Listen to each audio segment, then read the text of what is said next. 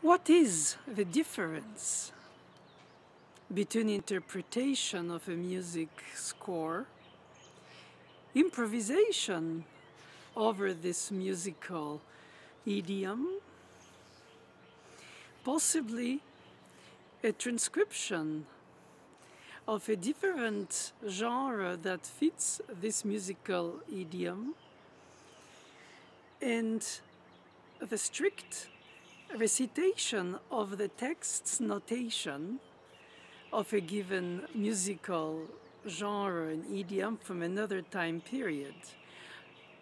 So you have a translation through the instrument, that's not the same, through the ears that are used to hear dissonances in the 20th, 21st century, unheard of in their raw presentation in the 19th and 18th century, let less 17th, while we have a different hearing, we have the same reverence for these timeless masterpieces. So between the respect which is owed to those pieces in terms of the authenticity that drives us to translate them through our modern instrument to the universal message that they carry, we have at the same time a capacity to coat it in what was traditional to do during a fermata point in the 18th and early 19th century, which was to improvise a cadenza. Not only in a concerto, which is what we do today, and we don't improvise it with the exception of few scholars, but write it ourselves or just play something written in the time period. Of course, one can juxtapose stylistically, provocatively, different time periods in the cadenza or the concerto, but ultimately it's sort of pointless because what you want to show by that is that the coexisting styles nourish the same inspiration, possibly. I personally fancy more the immersion in the style of the composer. Of course, when it was composed, everybody composed, performed, read, as they used to call it rather than rehearsed, chamber works at patrons' homes, or performed improvised performances with, in part, piano concerto, part like Mozart playing his own, improvised, not notated, before the publishing. After the premiere, though. All aspects of music making, live music making, which was patroned by the rich and the few who could afford the musicians, and the musicians who were hungry to survive. Not all of them had court positions, as a matter of fact, and the obligations then to write industrial quantities of music like Haydn's symphonies, Vivaldi's concerti, became famous because it appeared that they could crank them almost in a way that they sound the copy of each other. It's very superficial and unsubtle to say that too. I think there is a lot to say about factually Bach writing weekly cantatas that each of them has amazing subtle research and expression and complexities which, given the time to compose it, let less to copy and rehearse it, or read it as they used to say, ended up by being played and then, of course, within its function as church music in a Sunday service. And then after that, it was put away in the archives. He had to write another one. But in the cases of these serial composers of works, not serial music, sorry for this unintended pun, there were tonal composers writing serial amount of music. Okay, perhaps not all of them implemented unforgettable melodic lines, amazing secondary voices with imitations, which are so creative, beautiful, tender, sweet, or sometimes just elegant and eloquent. There is no corner left without a sense of elegant beauty and rhetoric eloquence. There is no secondary music in a Mozart string chamber music piece. Every part has its meaningful interaction with the others, like this idealized society that I speak about when Bach writes polyphony, where everybody is equal and behaves very gently. Even if there are tensions with the suspensions and the late resolutions, you have this feeling that there is a harmonious expectation of the non-hierarchized voices, because none is accompanying another one. It's not an aria, it's not a concerto, it's not a soloist and an accompaniment. It's all equal voices in chamber music, or equal voices in motet, equal voices in fugue. And at the same time, they behave in such beautiful coexistence that is, I think, a beautiful analogy for an idealized age of enlightenment societies out of the strict rulers, and then revolutions, civil wars, and all these horrors that happened, that so many humans died. But I think the human nature seeks for something more elevated, something of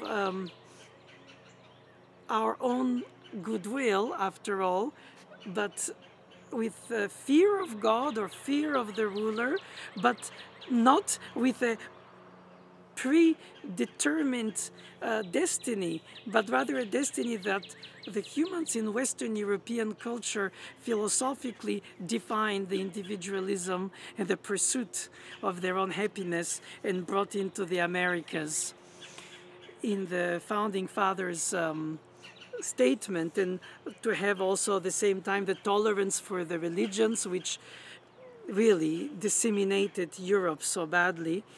And in those days of the 17th, 18th century. And ultimately, music is part of life, it's part of society, it's part of humans. And because they didn't have conserved, recorded, performing at any time you need, recordings and videos and radio, which was before now the online podcasts, but you had to create the piece, have a composer write it, have them gather and read the music together with the patron playing in it too. And there was room in this notation for improvisation, not the embellishment of the Baroque mordents or trills. The ornaments are, yes, embellishments, but the decorations or the patterns of an arpeggio, the pattern of a design of a flow of a phrase, the way that it could be replaced with another one. Some are, like I like to call the toolbox of Mozart or the toolbox of Bach, where you find in many pieces of theirs this kind of generic material for like the Alberti bass in Mozart, but not always. And sometimes in Schubert also, but you find then chordal accompaniments, arpeggios. And you see how they had to fill up a lot of paper for survival music making, not long term with commissions and good income, rather every time organize a academy, as they used to call it, a concert where they feature a soprano, a quartet, a four-hand on the fortepiano, and then possibly a concerto movement, perhaps a fugue. And the percentage, I don't personally know the exact one, if anybody has calculated it, but one can guesstimate that more than half of the music played was improvised.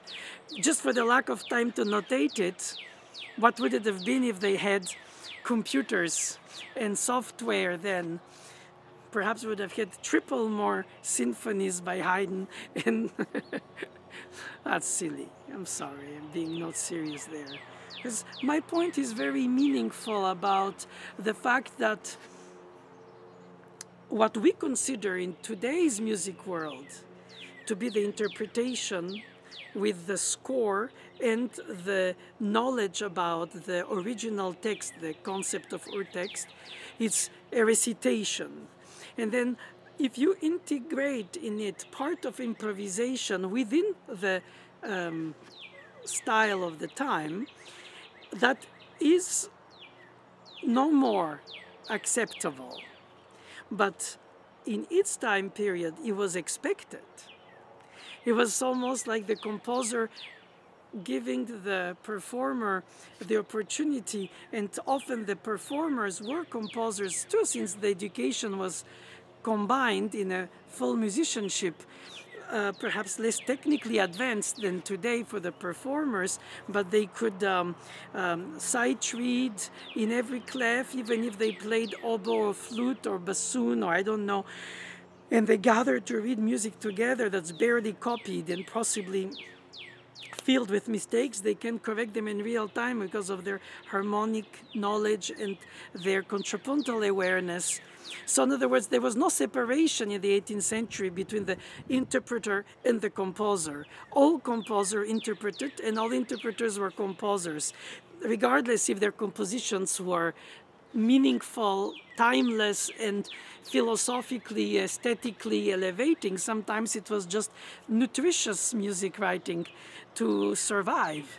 And so they learned their trade and they wrote what we could call today banal music, but it wasn't that banal in any aspect of the form. It's just that it was within the confined rules of the harmonic and melodic and tonal usage of the time period. The style galant after the Baroque, before the classical, into the romantic. At least that's how we brush it with our view of the sequence of the chronologies of events when we teach them, conveniently placing them in little nests, but sometimes they don't correspond perfectly because after all, some bloomed early, some died early, some survived long, like Liszt or Haydn for their time periods, and others like Weber and Mozart and Schubert died very young, as we know.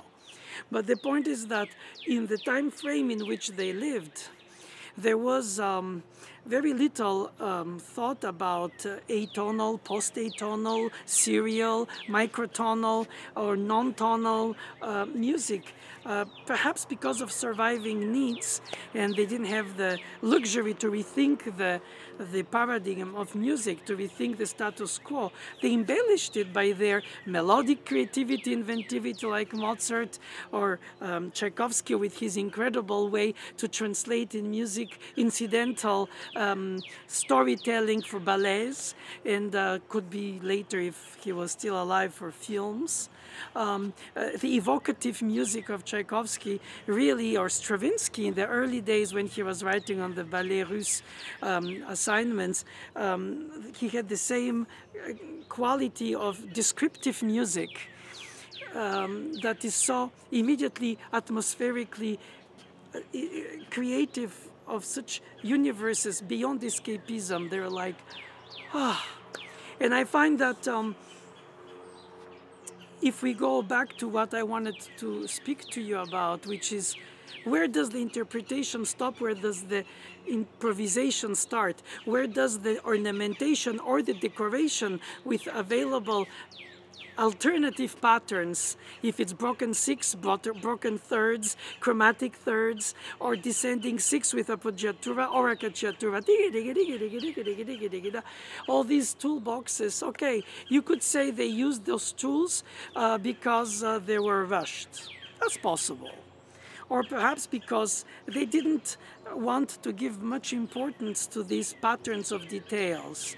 Rather, the structure, the statement, the phrasing, and of course to the articulation, the expression of the melodic line. And I think that the harmonization was the highlighter of a harmonic emotion that the melody alone doesn't bring, since after all, it's for the symphonic chamber and solo music is without lyrics. Unlike art song, opera, motet, or eventually, of course, oratorio. And in a way, the speaking aspect of the interpretation comes in the way one handles the repeated melodic note, the expression of imitation of a genre on the other. On the keyboard, you can imitate an aria, you can imitate a fugue by playing it, but you also have patterns with grace notes that are unmeasured and that could have different traditions and not one for all, but we have to choose how creatively we want to bring the difference between the notated 16th notes or a grace note. In other words, the trills, we could measure them. We're supposed to measure them in Baroque and not measure them later, but these are decisions that are very arbitrary. And after all, if an interpreter wants to be accepted as serious, authentic, educated, knowledgeable, besides skillful, which is the first thing without which they cannot play all these notes, but to choose how the hierarchy of the notes come, which are the harmonic notes, the melodic notes, the tones that construct the statement, and then how you incorporate inside the decorative, the ornamental, then the capacity to implement ritenuto and accelerando in transitioning from one section to another tastefully without overstating it. And when you reach a fermata in early Beethoven, Haydn, and Mozart, he was expected to improvise cello and piano sonatas, violin piano sonatas, not just concerti, as I said, or solo piano sonatas. And later into the Romantic era, second half of the 19th century, we don't really, or even the first half already, of course, was Romanticism. Beethoven is his bridge between classicism, transforming himself amazingly in his musical language to become. It's amazing what he did in terms of transformation. Unlike Mozart, Haydn, Rachmaninoff, Mettner, great composers, but who remained like Bach, writing in the same idiom from beginning to the end, despite of what happens in their own time.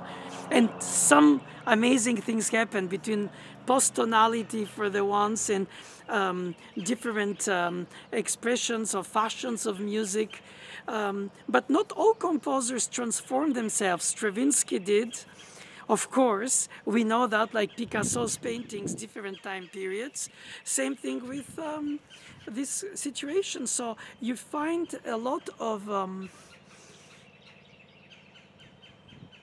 wide inspiration in the knowledge of the symphonic works, the operatic works, the lyric works, sometimes mostly also the sacred works, and the organ works, the keyboard works for piano, harpsichord into forte piano, but of course string quartet, piano sextet, piano quintet, or just octets like Mendelssohn's double quartet, and many others who in fact composed different genres, not only because of the necessities, as I said earlier, I'm convinced, of survival, but also, my God, they had to provide so much. And I think at that point, the composition, the improvisation, and the reading were all in one.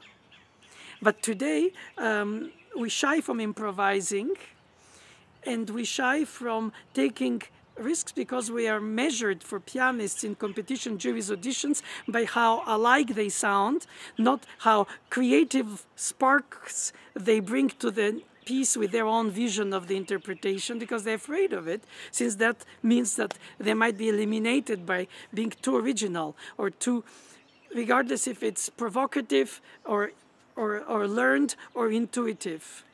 I think they were into the situation where they were distinguished themselves by the customized reading of the music in real time in the past, and now it's in the recitation of the very respected book that carries the truth, that is the authenticity. I try humbly to inject all the freedom in my students' endeavor when I feel that they are yearning for it, as well as when I don't think that they are, because I want to open their minds and also at the same time focus them to really, really deliver how it's written, because I want them to succeed among the jury of people who would consider them only as written. And later they can develop, when they become themselves masters and scholars, and creative way to revisit this, where they add a portion of interpretation, with improvisation, and possibly with redecoration and reornamentation, not to mention other ingredients. But all that while respectful, but with incredible sense of spark that comes from your desire to bring it alive again through you.